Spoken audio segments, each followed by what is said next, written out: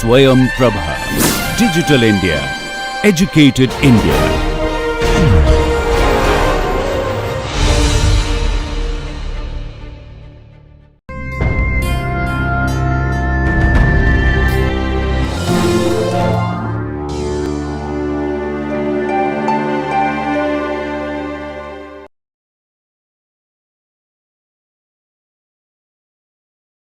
Okay, in this class we discuss about databases. So, do you remember what did we discuss in the last class? About the DNA and RNA. What is the difference between DNA and RNA? Deoxyribose and H and OH groups, right, at the 2' side, and then the base side. So, you can see the thymine and uracil, right. Right. Then we discussed about the complementary strand. If you have a DNA sequence or RNA sequence, you can get the reverse complementarity, right. That will do that. And then we discussed about transcription and translation. So, to convert the DNA sequence to protein sequence, and also discussed about software. Which module or which suite we discussed? Emboss, right. So, Emboss software we discussed, and there are a lot of options available in Emboss, right. So, we use RevSeq, right, for this complementarity as well as the protein sequence. Then we discussed about reading frames. So, how many reading frames? 6, right, 3 forward and 3 reverse reading frames, and we discussed about few of the sequence based parameters, specifically on the stiffness or the flexibility or the base stacking energy, right. So, if you discuss about the major aspects of bioinformatics. So, the first class we discussed about 5 major aspects of bioinformatics, right. What are the 5 major aspects of bioinformatics? Databases, and then get the hypothesis and development of tools or online servers and virtual screening of compounds, and currently bioinformatics is used in the next generation sequence analysis, right. So, the first one is the databases. So, in this class we will mainly discuss about the databases. So, what is a database? A structural collection of information in organized form, right. So, if you look into this literature, there are many databases available, right. For example, if you use the general search, right, which one you use? Google, right. You go whatever information do you want, immediately go to Google and type, and then you will get the information, right. So, likewise in the case of the bioinformatics, right, what is the major field in bioinformatics? Biology, right. Biology will produce a lot of experimental data. So, we look into the biology, right, we can get the experimental data on various aspects, specifically in the macromolecular sequences and the structures, expression profiles, pathways, and so on. So, we have a wealth of data available in the literature. The experimentalists, they create the data and they publish in the journals, right. These data are available in the literature, right. So, it is very important, right, and necessary to collect all the information and put it together, right, in a computer readable form, right. Earlier days we used to collect the data and keep by ourselves. Currently, due to the advancements in the computing and the transferring files and all, it is possible to share the data, right, to public. So, likewise if you see the data which are scattered here and there, that means the published in different journals, articles. So, it is a pain to collect all the data. Otherwise, those who want to do the analysis, they have to collect the data. So, it is time consuming and everyone has to do that, right. So, if you have a database on the collection of data in one place, then it is easy to extract the data and use it for the further analysis or the development of any servers. So, here it is scattered in the literature. So, you put it in a ordered form, right, and a few years ago they put together in a form of book. So, they collect the data, for example, the thermodynamic data, Fail collected more than 22,000 data and published a book. So, if you have a book, then again we need to look into all the details and try to make into the computer readable form, then there are a lot of errors, the possibility of errors. So, it is important to have the organized collection of this information and a computer readable form, because in this case we can reduce the errors, right, and easily you can use the information for the further applications, right. So, for example, if you want to develop a database, right, what are the major characteristics you like to do?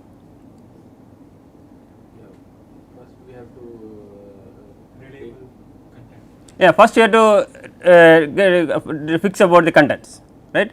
So, who will use the contents, right, how shall we get the contents, right, who are the end users, right. First you need to decide about the contents and the importance as well as applications, right.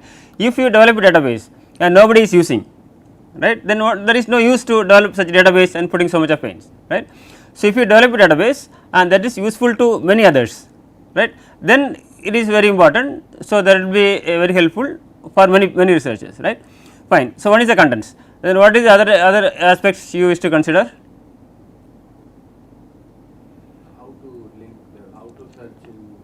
Yeah, we need to think about the users perspectives, right, whether the users like to get the data on which aspects, right. For example, if you type something in Google, if you want to get any information from Google, if you type, so will you get the first attempt or you take many attempts?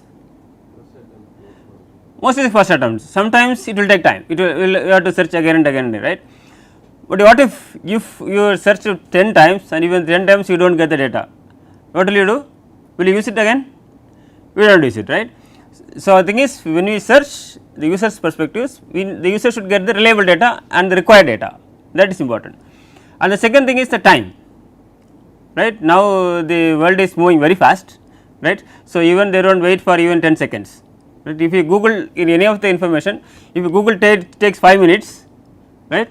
So, will you use that to Google again? We do not use it, right. We expect the result in 1 second, as soon as we put enter, right, then you should get the result, this is what they need, right. So, the time, that is very important. And what else we need to think about?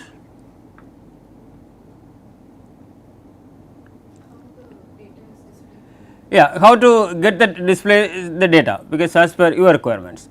Then the second thing is you need to get the reliable information, right. Now, if you get lot of WhatsApp messages, right. So, more than 70% are not reliable, right. Whatever people think they make and then they send as viral. But if you get the required information and reliable information, then you can trust. If you do not get the reliable information, if you Google it and if you get lot of random information, then it is not useful, right, because you cannot trust. So, whatever the database you develop, the data should be reliable, right, that should be user friendly and there should be reliable information. Then what else you need to think about?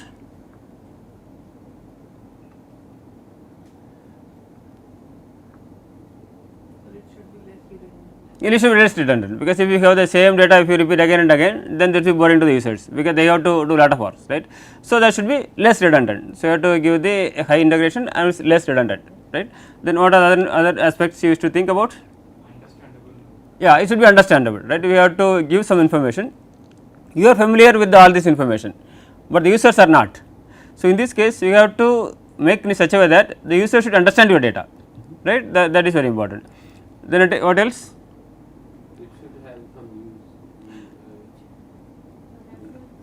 Yeah, some sort of applications and references, as well as you should give an option to download the data, right. Otherwise, if you guys display lot of information, it will be difficult. For the case of the literature it is fine, but the case of the biological data, so it should be downloadable, because we have plenty of data. So, editing is again it is an issue. So, we can give it as to download the data, then several users they use that database, fine. So, likewise, if you look to develop a database, you have to think about various aspects. On these aspects, if you consider and develop a database, then you will get lot of users, right. Many people use it and then there will be a famous one, right. Okay. So, now I will discuss some of the important aspects and what are different characteristics of a database. Some of them we already discussed, right. Some of them I will go through some points. First one is the contents that we discussed earlier. So, contents is very important, right. There are several databases available in the literature. So, could you list some of the biological databases? PDB, protein data bank, right. If anybody wants to have the structures, right, immediately they have to look on the PDB, because that is a unique source, you will get reliable information. Then what else? NCBI, like the UniProt for the sequence database, thermodynamics we go to Protham, right. Our lab also we developed several databases for example, approximate the binding affinity of protein complexes, right. So, in all the databases the contents are very reliable. So, the contents are mainly the experimental data, right, and give you the sufficient information to the users, right. This is what the users require, right. So, contents is very important. And the second one is the ontology, because in all databases, because they have to develop with several constraints. So, they use various keywords, right, they use various terms and conditions, right. So, whatever the biological term they use, right. So, in this case they have to give the details, right. For example, you put secondary structure, right, you know secondary structure, but we cannot assume that everybody will know the secondary structure. So, you have to explain at least in one line you have to write what is secondary structure, what are different secondary structures you consider in your database, right. Solvent accessibility, right, the biologists, some of them are familiar with the term, some of them are not familiar. In this case you have to explain what is that and what are the various terms we consider to define the solvent accessibility, fine. So, for all the terms we used you have to give the definition, right, and the third one I put the logical structure, right. So, what is the main aim of your database? For example, if you take the proximate, it is the binding affinity of protein protein complexes, that is the major goal. If you talk about the PDB, the main aspect is the 3D structures, the coordinate XYZ coordinates. If you take the protham, so the major aspect is thermodynamic data for the proteins from folding to unfolding as well as for the mutations, that is a major one. Now, we have to supplement the data with the other information, right. If you talk about the thermodynamic stability changes with experimental conditions. So, you have to provide the conditions, what is the temperature, what is the pH, about the buffers, ions and the concentration and so on. And again we can give more information regarding the structures of the protein or more detail about the proteins as well as the mutations and various structure based features, right. All these things we need to give, right. In this case you have to frame a logical structure, right. Okay, the major thing is your data and how to supplement with other information, right. So, the fourth one is the format of the data, because for each entry you give some information, right. If you use various format, then the users will be confused. So, you have to follow a uniform format, right. If you look into the UniProt, right. So, if you see the first line is the name and the synonyms and all the order is the same. If you go to the protein data bank, so you give the compound and the protein name and the resolution, so you see the particular order, right. So, in this case you have to give your data in specific format, right, that is very important. I will show some of the details, right, in the later slides. Then now you have the overall view of your data, right, what you want to put in and what the terms you use and how to design your database and how to format your data, right. Now you have the data, then put it in the website, then it should give some sort of sources to retrieve the data. So, you can give some search options, right, this will be give flexibility to the users, right, because all the users they do not want the same data, right. Some of the users they require some data, some they think about the different types of data, right. So, in this case you need to give a route to select the data from your database and then you have to present the results, right. If you present everything together there will be a chaos, right. You have to present in a way that is very legible and understandable to the users, right, also a requirement of the users, right, this is fine. So, then the data is there now.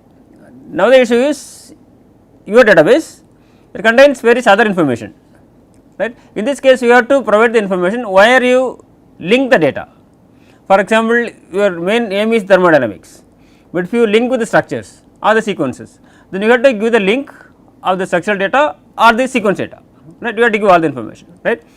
Okay, now we will explain with some examples. This is a database called thermodynamic database for the proteins and mutants that we developed a few years ago, right. So, first we give the contents. So, this is the one we give the details about the contents. So, we give sequence structure information, right. If you go to the website you will get all the details and the thermodynamic data and the experimental conditions, literature and so on, right. And the second one I show the first one is the contents and the second, what is second aspect? Terms and conditions, ontology, right, the terms and conditions. So, if you see these are the various terms we use, right. So, for all the terms we use we need to give the details, right. For example, it is a PMD number. So, PMD number means okay, we know what is PMD, but the users are not familiar with the PMD. So, this is protein mutant database number, there is a database called protein mutant database, right. So, here we give the expansion, the for example PDB wild. So, what is PDB wild? PDB wild means protein data bank for the native protein, because this database is for the mutants. So, here we give the mutation information. So, for this case you have to give the information, what is the first one, what the second one, what is the number, right. Here in this case lysine K is replaced to proline at residue number 60, right. So, we give all the information in the ontology, right, then the users know. So, what is mutated to what, otherwise this will be difficult to understand, right. And what is number 3? We have the schema, right. So, here I give the schema. So, this is our central thing, our theme is thermodynamic data. So, Pratham is here, right, this is the central theme, and here we give the data on the experimental conditions. So, I give thermodynamic methods and conditions and the literature information, right, and the data. What are the data you put in the program? So, we put the delta G, right, free energy change, delta H, delta Tm and the delta G H2 and so on, right. This is the free energy change due to the thermal denaturation or the denaturation, melting temperature and so on, right. Fine. Now, we give the sequence information, structure information. So, I put the data here, we give the sequence information, right, PIR and Swiss prot, currently they merged to uniprot, right. Right. So, here structure is PDB and the function say the motif, mutation and so on. Now, we give the other databases, right, for to link with this one, like as the Brenda database, this is for the enzymes and the PubMed database, right. So, now we give the interface so that connect to the internet. So, we will get the data and we can download the data and we will use it for the further applications, right. This is what we do, right. This is one is the contents, second ontology, there is a schema, and the fourth one specific format, right. So, you give the format. So, we use a specific format for the database. For example, start with the number, that is our Protham number and the protein name and the source and the mutation. So, they follow the same format for all the data. So, currently we have more than 25,000 data. For all the 25,000 data, we have the unified format. First line means the line contains a number, 10th line means I have the delta G. So, we have the same information, same line. So, easy to search and interpret the data, right. Then we provide options, because users have various options to obtain the data, right. So, here we give the search options. So, users can obtain the data with various search conditions, right. In the future slides I will explain the details, right. Here we give a lot of conditions. So, users can use any of these conditions, right, with and or right, to obtain the data. So, when they get the data, right, they click the start button and they will get the results. Here I searched with the lysozyme, right. So, we get the data with the lysozyme, right. So, we have various other conditions. What are the data which fulfill these conditions, we display the results. Then we give the link. For example, here they link with the reference. This is the article, right. So, if you click here, so they will get the literature. So, where you get the data and how they use the experimental conditions, all the information you can get from this PubMed database, right.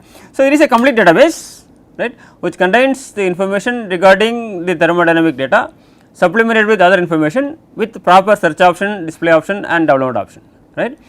And then other aspects we discussed earlier, it should be very fast, should be available all the times, right. If you search any of the websites and it is not available for 3 times, then nobody will use, right. At least if your server is down, then you should give a caution that currently server is down, it will be available soon, right. Otherwise people think they are not maintaining the database, right, that is very important. Fine. So, now how to develop a database, right. So, there are various ways to develop a database, right. So, in 1970, so F. Card from IBM, he described about relation database, right. So, what is a relation database? What is a relation database? It is a database which gives a correspondence between different features in the database, right. So, this basic unit is called tables, right. So, what they do, they put different information in a table. So, these different records are called attributes and these attributes are interlinked with each other. So, without rearranging this table, this information, you can fetch the data, you can extract the data on any aspect, right. Also, there are several operations you can use. You can use the intersection, union and the difference and so on to facilitate the processing of the very complex queries. I will tell you one of the examples. Okay, so, we see the table 1, right. What are information available in table 1? Amino acid, the name, 3 letter code, 1 letter code, volume, surface area, and distal group, right, which groups, right. So, methyl group or guanidine group and so on. Now, the question is what are the 3 letter codes of amino acids which have distal carboxyl group. So, what to do? Go to distal group, right. The question is carboxyl group. So, what the carboxyl group is here? So, here is the carboxyl, here is the carboxyl, right. Now, the question is what are 3 letter codes of amino acids, then where we have to look? 3 letter code, second column, right. So, this is aspartic acid and glutamic acid, right, that is fine. Now, the second question, if you see, it is a compound question. The same question, what are the 3 letter codes of amino acids, right, with volume more than 125 angstrom cube, right, and they have a distal carboxyl group. So, what is the answer? The volume should be 125. So, which is the answer? This one, right, this is more than 125, fine. So, this is you get the information from table 1. Now, next question, what are the 3 letter codes of amino acids which can serve as hydrogen donors? This information available in table 1? No. This information available in table 2? Donors, yes. 3 letter codes? No, right. So, in this case you have to use tables 1 and table 2, both the tables you have to use, right. First go to table 2, this may be considered table 2. So, guys, hydrogen donors. So, what are hydrogen donors? For example, take this, yes, right. So, and the amide, then go here with the amide, this amide is here and the 3 letter codes is this one, right. So, here you need to join. So, if you natural join you can do table 1 and table 2, if n elements in table 1 and n elements in table 2. So, we will get the product is nm elements, right. So, here 20 amino acids and 12 distal groups. So, totally around 240 rows, right. So, for example, alanine. So, this is the 3 letter code, this is the 1 letter code, this is the volume, right. You can see the group and this is from table 1 and this is from table 2, right. You merge these two and you will get the information, right, fine. Now, what will happen if you go through the complex queries? For example, the question is you have to get 3 letter code, okay, that is fine, with volume between 100 and 150. So, second question, right, and the third again that can serve as hydrogen donors and not hydrogen acceptors, or they have surface areas greater than 120, right, and the distal methyl groups. It is very complicated. So, we cannot easily see the tables and then get the data, right. So, here we use the structured query language, that is called SQL, right. It is well standardized, right, the language. We can get the any complex queries, you can get the data from a relation database, right. So, here it is the syntax. First it is 3 letter code, that is the code you need, and the conditions from where the side chain volume between 100 and 150, okay, this will fulfill these conditions, right. Hydrogen donor, yes. Hydrogen acceptor, no, and then what is next condition? Surface area more than 120, right, distal group methyl, right. Now, it is easy, right, you can use the syntax to fetch the data from this table, right. So, you can go to any complex queries, right, you can write a syntax and you can get from any relation database, right, fine. So, now we show some places you can get the data together. So, there are several databases available in the literature, right. For if you look into the nucleic acid database, right, issue. So, the nucleic acid research, they publish one special issue every year. The first issue of the nucleic acid research, right, in January, first issue, they publish the databases, right. So, if you look into this NAR website, and then you get the listing of databases, right. Currently, there are a lot of more than 500 database listed in the NAR database list, right. And if you go through this database, you will get lot of information, right. Also, they classify the data into various aspects, right. These are the different categories, right. So, they classify the data based on the nucleic acid sequence databases and RNA sequence databases, protein sequence databases and structure databases thermodynamics and genomics and metabolic and signal pathways and human gene and diseases, right, proteome databases as well as other molecular biology databases, plant database, immunol database and so on. So, they have different categories, and if you are interested in protein structures, you go to the structures, and even if you go to protein structures, right, there are various sub classification. Right. What is the major database for protein structure? PDB is a major database, right. If you did PDB is a major database. Based on the data available in PDB, there are various sub classifications. So, can you tell some classification from PDB? PDB-TM. What is PDB-TM? Transformed proteins, right, the database of transformed proteins. Also you have CATH, right, and SCOPE. This is for the structural classification of proteins. And Astral, what is for Astral?